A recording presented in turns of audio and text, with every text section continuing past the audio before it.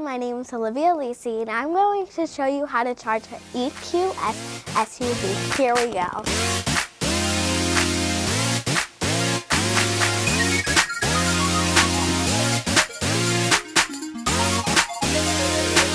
And it's that easy. So first you have to click this for it to go out. You have to press it, not that hard, but a little hard for it to open.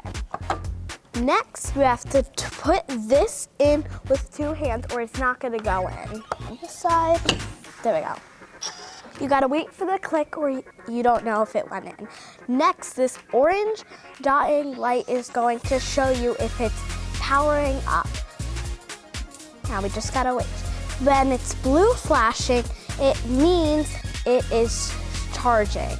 And when it is plain blue and it does not blink, then it means that it's charged. Now, to take it out, you have to press this button, wait for the click, take it out with this button. Now you have to close it.